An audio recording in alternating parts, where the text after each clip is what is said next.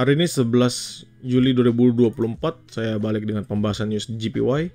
Teman-teman bisa perhatikan jika USD JPY ini dalam time frame yang besar, itu dia bullish ya. Bullish momentum, totally strong. Dan if I change it to H1, ini juga sama, dia bullish momentum. Walaupun saat ini membentuk yang namanya sideways ya. Membentuk yang namanya sideways. Nah, kondisi saat ini saya melihat ada potensial ya. There's a potential bagi kita untuk ambil area sell sebenarnya.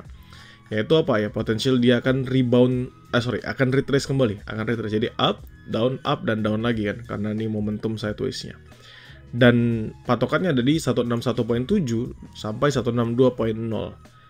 So, in my honest opinion, selama dia nggak breakout 162.0 tuh bisa kita masuk untuk sell position. Ya, kita bisa masuk untuk sell position. Dan teman-teman bisa perhatikan di sini sebenarnya kan sell position yang ada ini adalah sell position ini 1612, ini kita sampai 1613 aja. Nah, di sini. Sell position di sini ini targetnya lumayan jauh ya, sampai bawah sini, which is area pertama ketika saya entry dengan target TP1-nya sudah dipecah-pecah ya. Yang saya ingin tekankan adalah jangan sampai dia breakout 162 kalau misalnya kita mau entry untuk untuk sell on retracement. Kenapa? Karena ini kondisi sama seperti GJ kemarin. Dia potensial akan membentuk double top, means hanya sebatas potensial. Tetapi ya, hanya sebatas potensial double top. Ya, misalnya dia break neckline di sini, dia akan lanjut turun ke bawah lumayan signifikan sampai 159 lagi.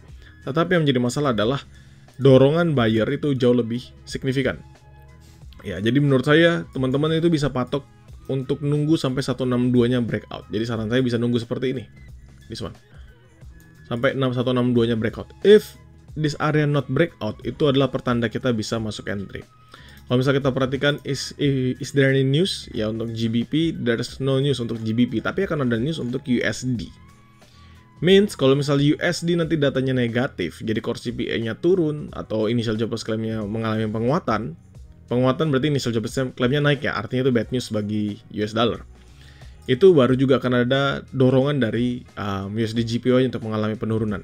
Jadi kalau misalnya nggak ada sama sekali momentum atau sentimen tertentu yang ngedorong dia ke bawah, maka baru mulai akan turun if dia nanti masuk dalam 1930 ya, news ketika beberapa news di Amerika Serikat rilis.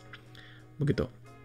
Tetapi jika ternyata kebalikannya, ternyata datanya adalah good news, ya USD JPY ini keeping going for all time high. Kenapa? Karena if we check on these places, ini dari DXY, teman-teman bisa ngeliat ya, ini saya ubah jadi H4.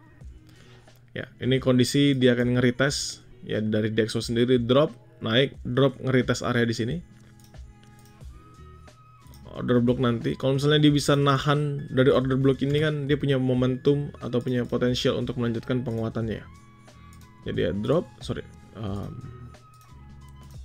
drop, naik, drop, bisa balik ke sini.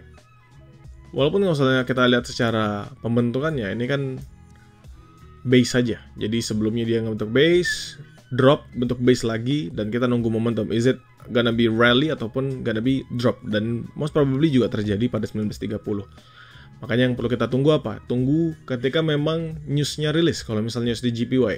Tapi kalau misalnya dia masuk duluan dalam zone-nya, dia nggak breakout ya teman-teman bisa eksekusi within the market. Itu untuk USD JPY. Dengan target, ya targetnya nggak usah muluk-muluk lah, teman-teman bisa pecah 3, paling jauh itu sampai ke 160.2, which is around 90-an pips lah, 80-an pips dari areanya. Terus yang kedua di berapa nih? Di 161.3, baru habis itu turun ke 160-an. Oh no, it's not 80 pips, 160 poin, nih saya tarik ya, ini 1/461 soalnya, 160.2 itu around almost kalian mau masuk 200 pips, 180 pips lah kalau dia ambil paling bawah, paling atasnya. Jadi totally good kalau misalnya memang dia respect area tersebut. Ya. If not, maka USD JPY only getting all time high yang baru. Jadi saran saya teman-teman tunggu sampai dia nggak berhasil breakout 162.0. Itu akan jauh lebih signifikan. Jadikan ini sebagai referensi dan tetap sesuaikan dengan metode trade yang teman-teman jalankan.